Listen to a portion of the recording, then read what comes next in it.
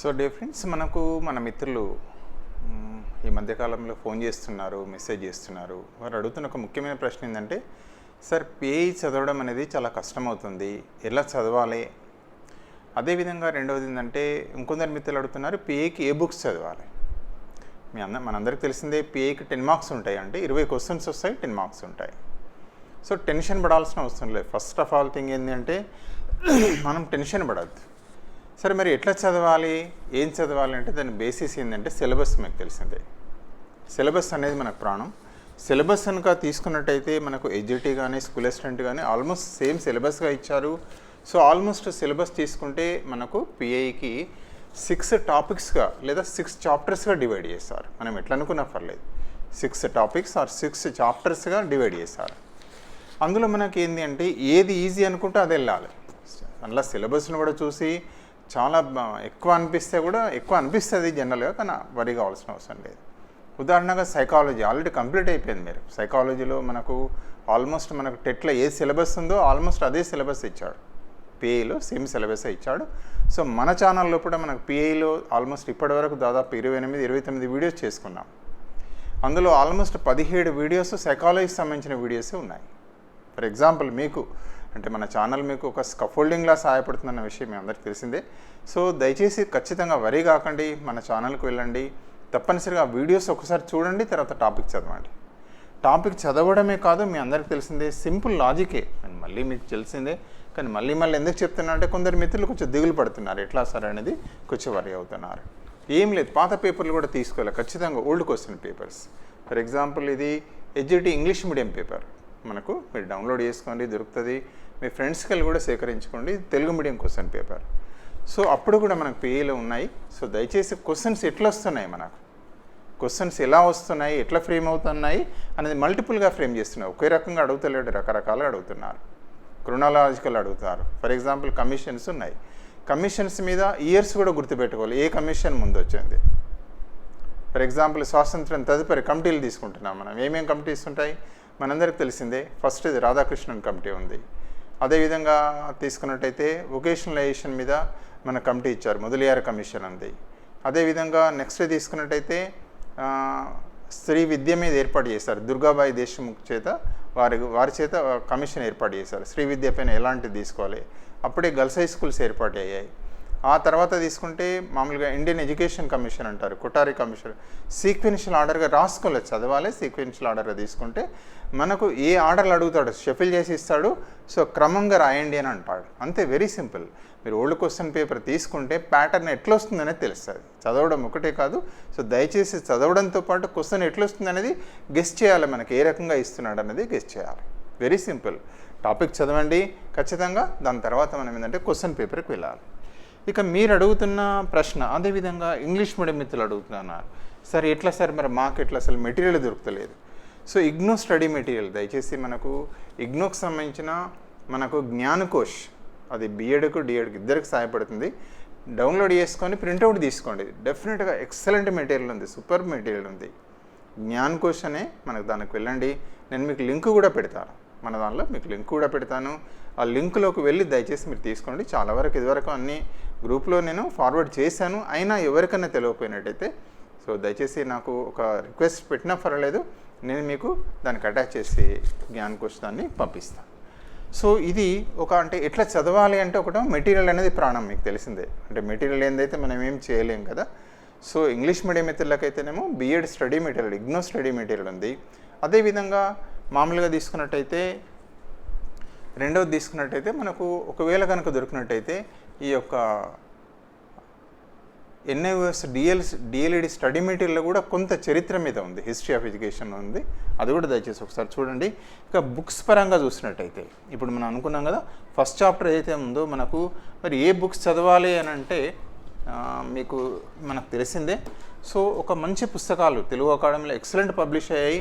So తప్పనిసరిగా మీకు తెలిసిందే, మరొకసారి తెలియని మిత్రుల కోసం చెప్తున్నాను. భారతదేశంలో సమకాలీన విద్య అనేది బిఎడ్ పుస్తకం ఇది. అదేవిధంగా ఇదేమో డిఎడ్ పుస్తకం. ఇప్పుడు హిస్టరీ ఆఫ్ ఎడ్యుకేషన్ ఎక్సలెంట్, ఒకటే చాప్టర్, పెద్ద ఏం లేదు. ఇలా బుక్లు చూసి మనం దిగులు పడద్దు, ఒక చాప్టరే ఉంది అంతే, ఒక సింగిల్ చాప్టర్లో మనకు వచ్చేస్తుంది. అందులో ఇంపార్టెంట్ పాయింట్స్ రాసుకోండి, మొత్తం ఒకసారి చూడండి, ఓవర్ వ్యూగా చూడండి. ఫర్ ఎగ్జాంపుల్ మనకు బౌద్ధ కాలంలో విద్యాభ్యాసాన్ని ఏమంటారు? పబ్బజ్జా అంటారు.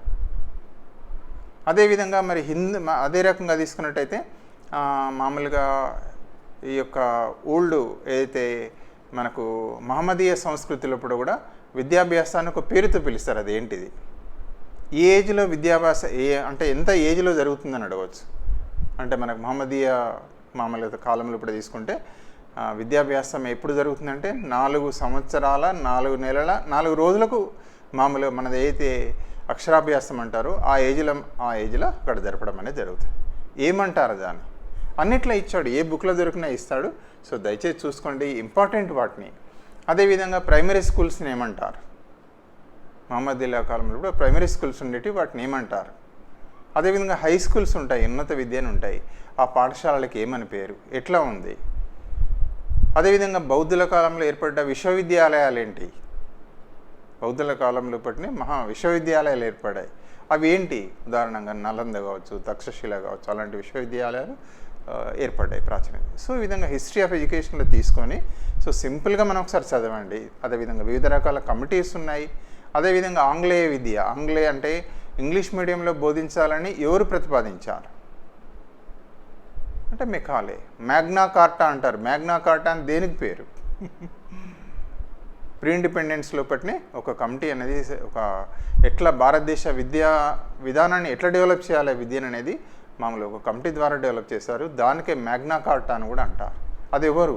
ఇలా దొరుకుతుంది, చదివితే ఈజీగా సింపుల్ ఏ బుక్లో చూసుకున్నా ఉన్నది. అదేవిధంగా మన వీడియోలో చెప్పాము మీకు. ఇది కూడా ఇప్పుడు మనం మాట్లాడిన అన్నీ కూడా ఒక 10 వీడియోస్ స్టార్టింగ్లో పట్టి మనం చేయడం అనేది జరిగింది.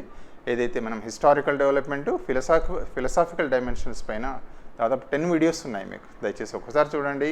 అంటే మన వీడియోస్ మీకు స్కఫోల్డింగ్గా సహాయపడతాయి. కొందరు అడుగుతారు, సార్ మీ వీడియోస్ చూస్తే చాలదు. ఏదైనా కూడా మీరు చదవంది సరిపోదు. ఏదైనా దయచేసి విజ్ఞప్తి ఏంటంటే చదవాలి, ఖచ్చితంగా చదవాలి. చదివితే మీకు ఎనఫ్గా ఉంటుంది. 1-2 సార్లు మొదలు చదివేటప్పుడు కష్టం అనిపిస్తుంది, రెండోసారి మూడోసారి. అందుకే డైలీ ఖచ్చితంగా ఒక 2-2.5 అవర్స్ మీరు ఎట్లా ఇస్తారో, ఎట్లా డివైడ్ చేసుకున్నారో ఒక మీకు ప్రిపరేషన్కి ఒక 45 డేస్ టైం టేబుల్ ఇవ్వడం అనేది జరిగింది. మీ ఓన్గా మీకు ఐడియా ఉంటుంది. సో ఖచ్చితంగా ఒక 2 అవర్స్ 2.5 అవర్స్ రెగ్యులర్గా చూడండి. చూసుకుంటూ వెళ్తే చాలా సులభం. మళ్ళీ చదివింది కూడా మరొకసారి డైలీ ఒక 10 నిమిషాలు చూడండి. ఏం చదివారు, నిన్నేం చదివారు, మొన్నేం చదివారు, అది బేసిక్ మీకు తెలిసిందే. మళ్ళొకసారి చదివితే మనకి ఈజీ అనిపిస్తుంది. సెకండ్ టైం మళ్ళొకసారి వెళ్తే ఏమైతే మళ్ళీ ఈజీ అనిపిస్తుంది. మళ్ళీ కొన్ని ఇంపార్టెంట్ పాయింట్స్ గుర్తుంటాయి, సంవత్సరాలు గుర్తుంటాయి. ఫర్ ఎగ్జాంపుల్ మనకు కొఠారి కమిషన్ ఉంది 64 to 66, 64 నుండి 66. కొఠారి కమిషన్ ఏమి రికమెండేషన్ చేసింది అని అడుగుతాడు. అంటే మామూలుగా ప్రొడక్షన్ అంటారు కదా, ఉత్పాదకత అనేది ఒకటి ఇచ్చారు. త్రిభాషా సూత్రం ఏ కమిటీ రికమెండేషన్ చేసింది? కొఠారి కమిషనే. అదేవిధంగా 10+2+3 విద్యా విధానాన్ని రికమెండేషన్ ఎవరు చేశారు? కొఠారి కమిషన్. అట్లా మనకు దొరుకుతుంది. వొకేషనలైజేషన్ ఆఫ్ ఎడ్యుకేషన్ గురించి ఎవరు ఇచ్చారు? అదేవిధంగా ఇప్పుడున్న విద్యా విధానం అయితే ఉందో ఇప్పుడు అనుకున్నారు అంటే స్ట్రక్చర్ను గురించి మాట్లాడుతున్నాం. స్ట్రక్చర్ అని కాదు, ఈ రకంగా ఉండాలి. 5+3+3+4 విద్యా విధానంలో ఏమొస్తుంది? 5 years ఏంటిది? ప్రీ ప్రైమరీ వస్తుంది, క్లాస్ 1-2 వస్తుంది. నెక్స్ట్ 3 years ఏమొస్తుంది మనకు? ఆటోమేటిక్గా 3, 4, 5 తరగతి, 3rd, 4th, 5th క్లాస్. తర్వాత ఏమొస్తుంది? 6th, 7th, 8th వస్తుంది. తర్వాత సెకండరీ విద్య 8, 9, 10, 11, 12 వస్తుంది. ఎవరు చెప్పారు ఇది అనేది అంటే తీసుకున్నట్టయితే మనకు NEP 2020 రికమెండేషన్ చేసింది. ప్రీ ప్రైమరీ విద్యకు ప్రాముఖ్యతనిచ్చింది. సో అట్లా మనకు చదువుకుంటూ పోయినా కొద్దీ సో NEPకి కానివ్వండి, తర్వాత దయచేసి NCF కానివ్వండి, అన్ని పుస్తకాలు ఇప్పుడు NEP కొత్తగా వచ్చింది కాబట్టి బుక్స్ మారలేదు. సో దాన్ని డౌన్లోడ్ చేసుకోండి. అది తెలుగులో దొరుకుతుంది, ఇంగ్లీష్లో దొరుకుతుంది. అలాంటి కాంటెంపరీ ఇష్యూస్ ఏవైతే ఉన్నాయో, అదేవిధంగా SCERT కానీ NCERT కానీ ఇంట్లో దొరికినా మనకి ఈజీగా సులభంగా దొరుకుతుంది. సో అదే రకంగా తీసుకున్నట్టయితే ఒక ఓవర్వ్యూగా ఇప్పుడు మనం మాట్లాడిన అంశాలన్నీ కూడా ఇది కూడా ఒక మంచి బుక్. సో విద్యా దృక్పథాలు పోటీ పరీక్షల కోసం అని చెప్పేసి ఒక బుక్ డెవలప్ చేశారు. ఇది సింపుల్ కాన్సెప్ట్స్ అనేవి ఇందులో ఉన్నాయి. అన్ని రాదు, కొంచెం సిలబస్ ఇప్పుడు ఈసారి డిఎస్సిలో కొద్దిగా సిలబస్ పెరిగింది. కానీ ఇది తీసుకున్నట్టయితే తప్పనిసరిగా వెళ్ళిపోతుంది. ఇప్పుడు లిబరలైజేషన్ ఉంది, ప్రైవేటైజేషన్ ఉంది, ఇందులో ఇచ్చాడు. ఈ పుస్తకం లోపల మినిమం ఇచ్చాడు. ఫిలాసఫీ ఇచ్చాడు, సోషాలజీ ఇచ్చాడు, కాంటెంపరీ ఇష్యూస్ ఇచ్చాడు. ఒక దగ్గర కూర్పు చేయడం అనేది జరిగింది. ఏదో ఒక ఆధారం అయితే కావాలి కదా, ఏదో ఒక ఆధారం కావాలి కదా. పుస్తకాన్ని చూసి లేదా సిలబస్ను చూసి దిగులు పడద్దు. ఎక్కడ ఈజీ ఉంటే దానికి వెళ్ళిపోండి. అదే రకంగా తీసుకున్నట్టయితే ఫిలసఫీ మీకు తెలిసిందే. ఫిలసాఫికల్ డైమెన్షన్స్ కనుక తీసుకున్నట్టయితే విద్యా తత్వం అనేది మనకు బిఎడ్ లోపట ఇది ఇచ్చాడు మనకు. ఇందులో దొరుకుతాయి మనకు ఫిలాసఫర్స్ గురించి దొరుకుతుంది, ఎన్లైనా దొరుకుతుంది మనకు, ఇండ్లని కాదు ఇంట్లో దొరుకుతుంది.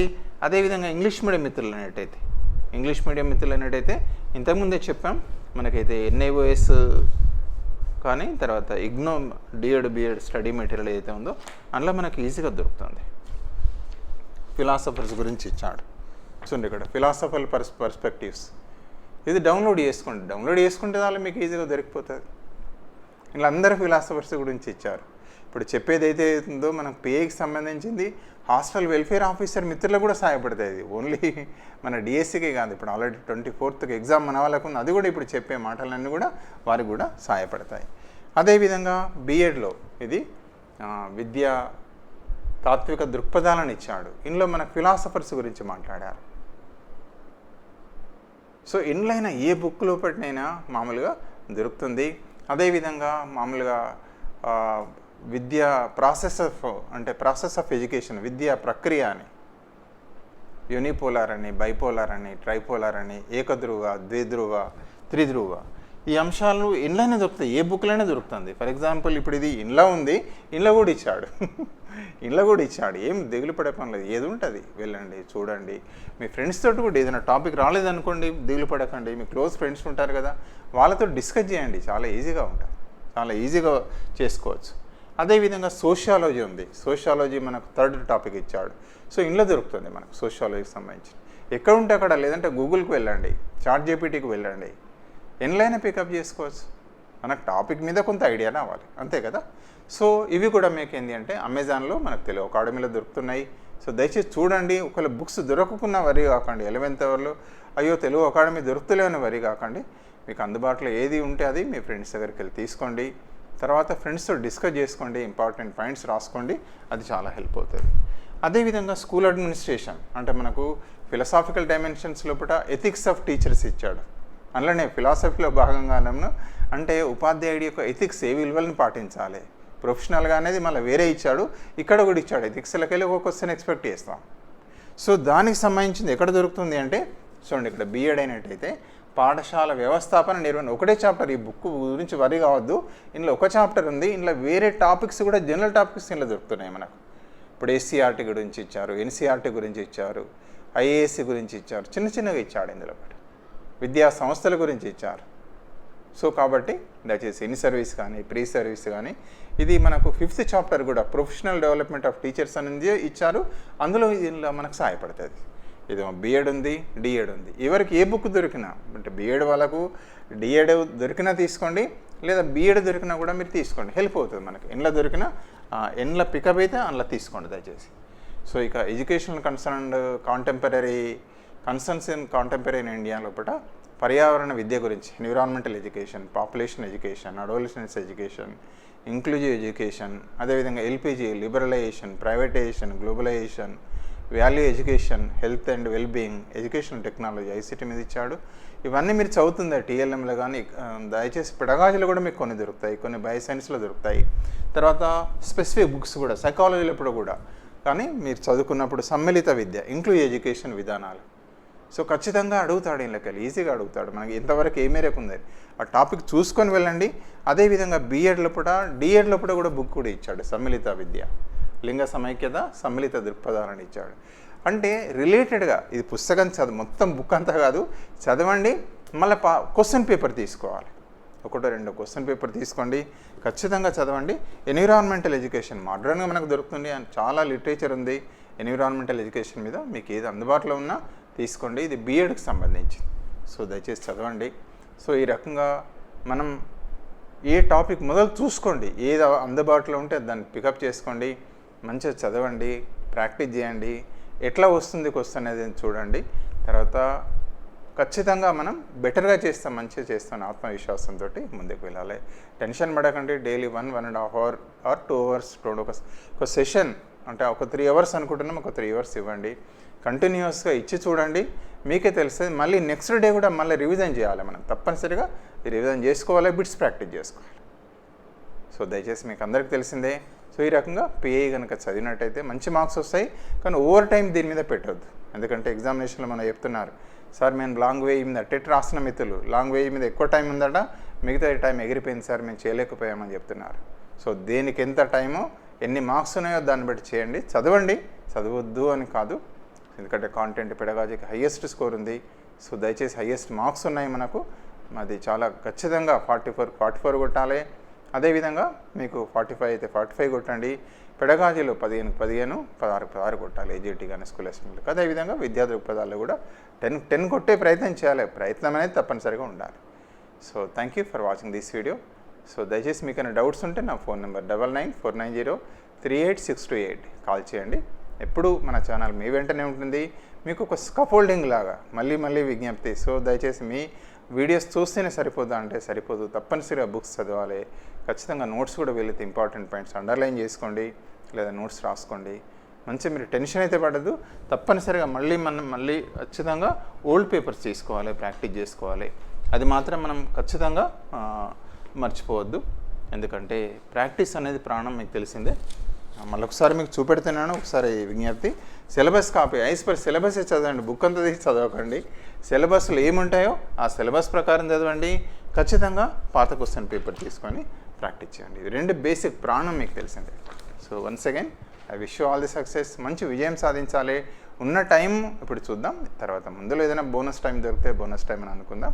కానీ ఇప్పుడైతే మనం జూలై 17 అని మానసికంగా ప్రిపేర్ అయ్యాం, టెన్షన్ పడద్దు. సో డైలీ ఒక సెషన్ అంటే మనం ఒక 3 అవర్స్ అట్లా కేటాయించండి, మీకు ఈజీగా మంచి స్కోర్ చేస్తారు పర్స్పెక్టివ్లో. థ్యాంక్ యూ అండి, thank you for watching this video.